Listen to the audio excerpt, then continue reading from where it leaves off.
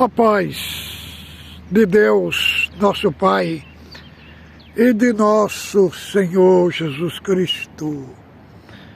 Mais uma vez estamos aqui, nesta plataforma digital, para abordarmos mais um tema aqui para o canal. Irmãos, nosso tema hoje será, que vamos abordar aqui, será o culto no Brás ontem, presidido pelo ancião Luiz Carlos de Viçosa, que fez uma confusão na mente da Irmandade no culto sobre a página branca da Bíblia.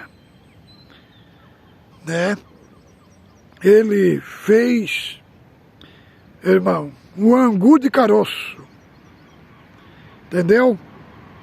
Falando que a página branca da Bíblia, que está ali dividindo o Novo Testamento do Velho Testamento, significa o silêncio de Deus por mais de 400 anos. Irmão Luiz Carlos, aonde você aprendeu isso, irmão? Irmão, inclusive tem Bíblia,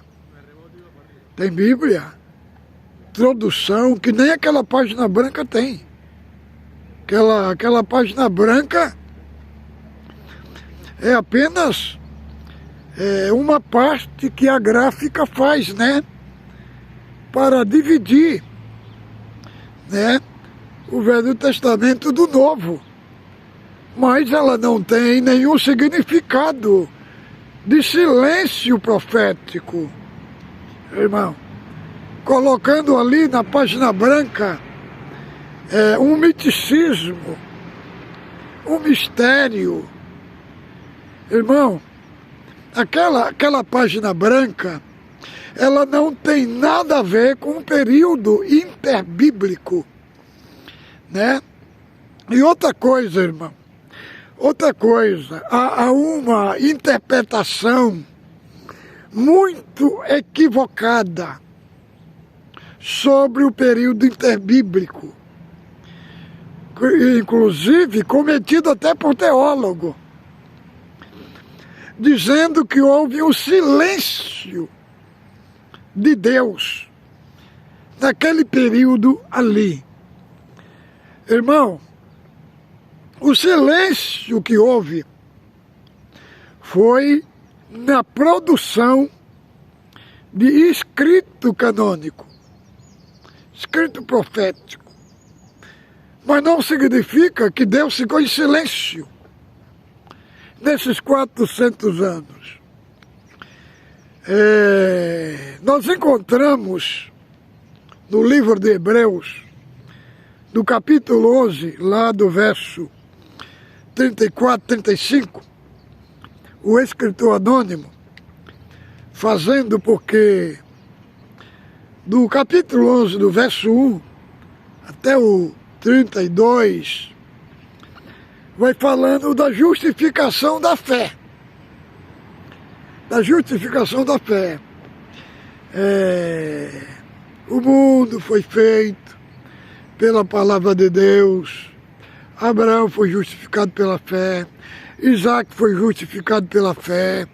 Jacó foi justificado pela fé. Noé pela fé. Enoque pela fé. E aí quando chega do 33 para o 34, aí o quadro já muda. Aí vai falar do sofrimento, da perseguição dos heróis da fé. E aí ele cita o termo, que muitos foi torturado, foi cerrado do meio. Então, aquela parte que ele cita ali, irmão, ele está citando o livro de Macabeus, o segundo livro de Macabeus, capítulo 7, que o segundo livro de Macabeus, ele está no período interbíblico, está ali no período do silêncio de Deus. Então ali encontra-se uma mãe que tem 7 filhos, né? Na lei mosaica era proibido por lei comer carne de porco. E o rei que estava em cena ali era Antíoco Epifânio, o 4º rei Antíoco Epifânio. E aí ele falou para a mãe: se vocês comer carne de porco, vocês vão ter presente, vão ter todas as honrarias. Né? Aí a mãe começou pelos filhos. Os filhos falaram que não ia comer, não. Aí eles torturaram, morreram sendo cortado, sendo decepado. Morreu os 7 filhos e a mãe. Então, o escritor anônimo aos Hebreus, ele cita essa parte desse período do silêncio intestamentário, do silêncio de Deus. Ele cita ali a fidelidade da mãe, a fidelidade dos filhos. Então, o livro de Macabeus, ele não é inspirado, mas eles colocam os exemplos inspirados de fidelidade da mãe e dos 7 filhos. Então, irmãos, não teve uma produção profética escrita, mas teve uma produção de exemplos da fé, de fidelidade naquele período. Porque o livro de Macabeus é um livro que se chamamos de deuterocanônicos. Deuterocanônicos. São livros que não são inspirados, que lá no Concílio de Trento, né, a Igreja Católica, ela introduziu na Escritura. Por isso que o livro, a tradução católica, tem 7 livros a mais do que a Bíblia que nós temos. A Bíblia que nós temos tem 66 livros. A Bíblia traduzida, né, que chamamos em tradição católica, ela tem 72 livros. E aí tem lá o livro de Judite, né, o livro da sabedoria de Salomão, o livro de Eclesiástico, o livro de 1 Tobias, 2 Tobias, 1 Macabeus, 2 Macabeus. Então, irmãos, a contradição que o irmão Luiz Carlos provoca no culto é porque ele colocar a página branca da Bíblia como o silêncio de Deus, isso não tem nenhum fundo de verdade. Isso é coisa inventada da cabeça dele, que ele está trazendo para a Irmandade no culto online, irmão. E ele é um ancião muito contraditório. Entendeu, irmão? Ele traz um assunto que não tem comprovação bíblica, que esta página branca significa o silêncio de Deus. Isso não tem nenhuma prova, mostrando o engano que ele está trazendo para a igreja. E outra contradição é o seguinte, que ele falou ontem no culto, né, que toda pregação que não tiver na Bíblia é para ser confrontada, é para ser rejeitada. Então, irmão, você vê a contradição. Ele faz uma abordagem de uma coisa que não se sustenta, né, escrituralmente, entendeu? E aí depois ele inventa outra coisa também. Ele fala que a invasão de Jerusalém foi 40 anos depois de Cristo. Então, aonde que está na Bíblia isso? Já que ele está falando que tudo tem que estar na Bíblia, aonde que está na Bíblia? Isso. E falando que foi Vespasiano que comandou, né, a invasão de Jerusalém. Primeiramente, a data está totalmente errada, porque a data foi no ano 70 e não foi Vespasiano que comandou a invasão de Jerusalém. Foi Tito Flávio. Tito Flávio era general, era o filho mais velho do rei Vespasiano. E aonde ele encontrou isso, irmão? Isso daí que ele falou não está na Bíblia não, irmão. São assuntos que estão na história. Que estão na história. Mas que não está na Bíblia. Entendeu? Já que ele quer falar que tudo que tem que ser pregado tem que estar dentro do texto bíblico, então ele está contradizendo. E outra coisa, ele fala para mandar não ler livro, mas ele está lendo, irmão. Ele está lendo. Aonde que ele encontrou esse assunto? Da invasão dos anos 70. Isso daí não está na Bíblia. Está na história da igreja, mas que não está na Bíblia. Irmão, deixa eu falar para os irmãos. Tem muitos assuntos que estão na Bíblia, escrito, como por exemplo, Atos capítulo 17 e verso 28.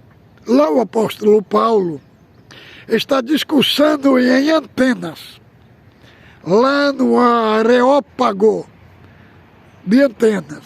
Então ele cita assim: nós nos movemos e existimos e tateamos. Estas expressões é uma expressão antibíblica. De onde que ele tira?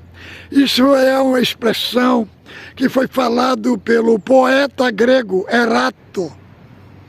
Erato era um poeta grego. Então ele falou: nós nos movemos e nos existimos em Deus. Então o apóstolo Paulo pegou essa citação de Erato, o poeta grego, e pôs na escritura, né, como um exemplo de verdade. Entendeu, irmão? Então é como está escrito lá em Judas também, né, onde fala assim, Enoque, o sétimo depois de Adão, profetizou que é vindo o Senhor com milhares de seus anjos. Onde é que está escrito isso? No livro de Enoque, irmão. E o livro de Enoque não é um livro inspirado por Deus. Não foi um livro canônico. Não. É considerado como um livro de história. Agora, este exemplo que Judas pegou do livro de Enoque, colocou na Bíblia, o exemplo era canônico. O livro, não. Ele não autenticou o livro de Enoque como canônico, mas o exemplo dessas palavras aí, ele colocou na Bíblia como canônico. Irmão, nós lemos aqui, ó. Os irmãos, abra sua Bíblia aí em Lucas. Antes de abrir Lucas, Luiz Carlos falou que os judeus usavam só duas roupas. Rico, as famílias ricas. Aonde que ele viu isso, irmão? Aonde que ele viu isso? Isso não está na Bíblia. Ele fala para os outros, não lê outros livros, e ele mesmo está lendo, irmão. Você vê como é que ele é uma pessoa contraditória. Então vamos aqui, Lucas capítulo 3. Só o verso 1 aqui, que eu quero mostrar para os irmãos uma parte importante. Que diz assim, ó. No 15º ano do reinado de Tibério César,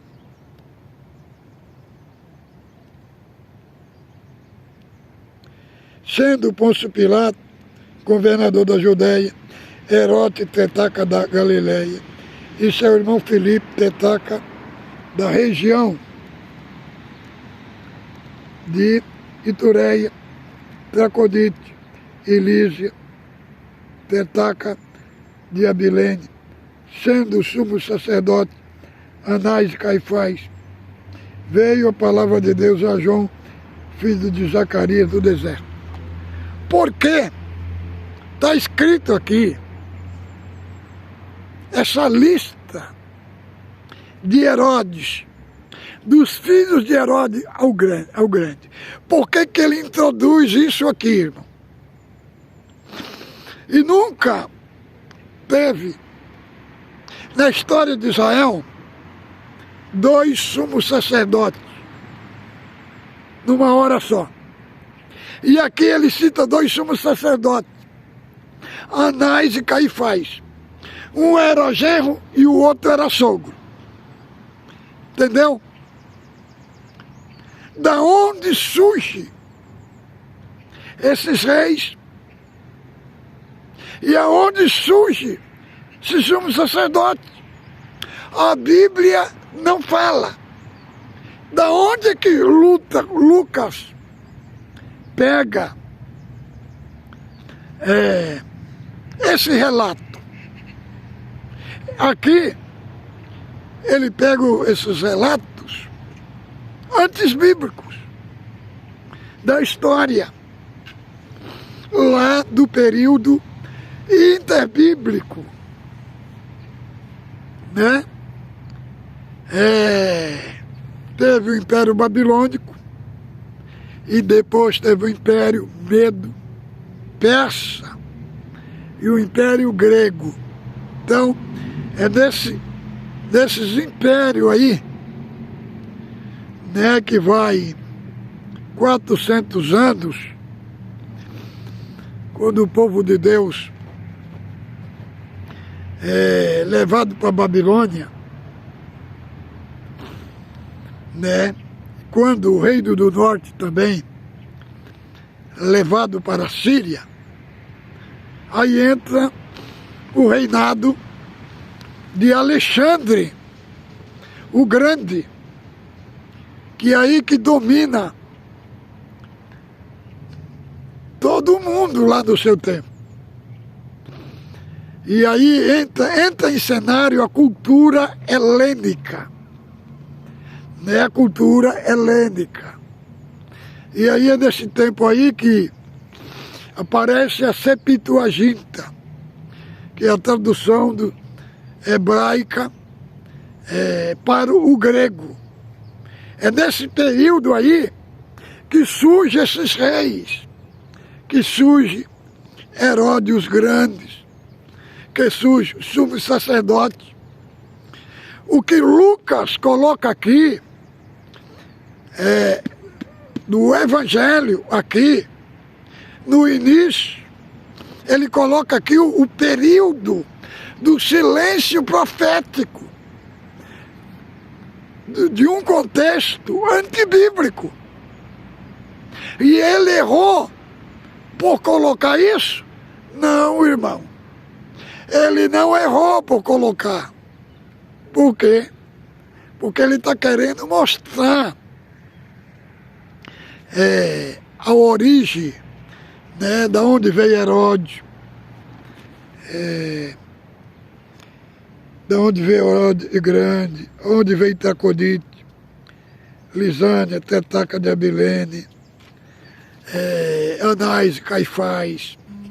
Então, eles surgem nesse período interbíblico.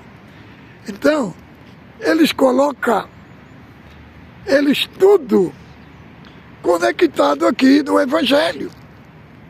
Por que João faz isso, irmão? Por que Lucas faz isso?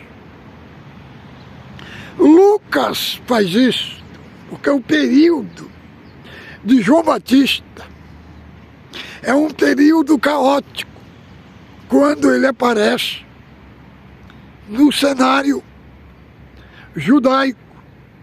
É um período negro, é um período de grande afastamento de Deus, quando ele aparece no cenário.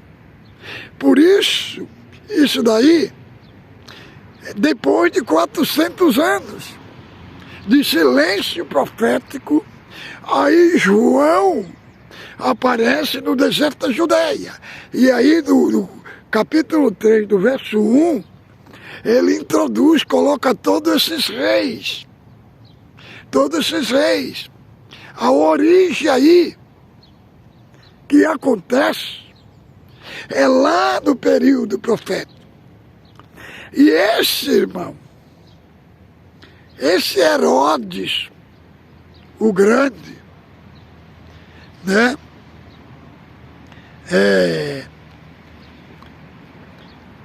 Quando Tibério César começa a reinar, Tibério César era sobrinho de Herodes o Grande. Então ele começa a reinar.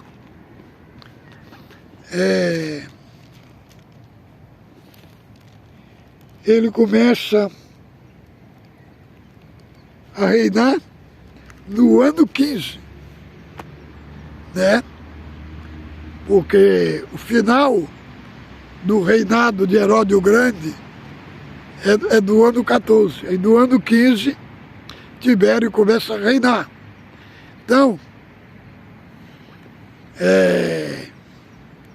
Herodes o Grande tinha 10 filhos. Ele mandou matar todos os seus 10 filhos, né? Mandou matar também a sua esposa Mariane, porque ele ficou com medo de perder o reino. Entendeu, irmão? Então, esse assunto aí, nós só entendemos ele quando lemos o período persa e o período grego, que abrange aí o período de Malaquias até chegar ao Novo Testamento. Então, irmão, a minha abordagem é o seguinte: este ancião, Luiz Carlos de Viçosa, prega contra a teologia, mas ele mesmo fica lendo, irmão, os livros. Fica lendo os livros históricos. E fica trazendo para a Irmandade o que não está escrito na Bíblia. E ele fica querendo proibir os irmãos para pregar só a Bíblia. Sendo que ele nunca pregou a Escritura, irmão. Ele prega os textos aleatoriamente. Então, este ancião Luiz Carlos de Viçosa é um homem muito contraditório, irmão.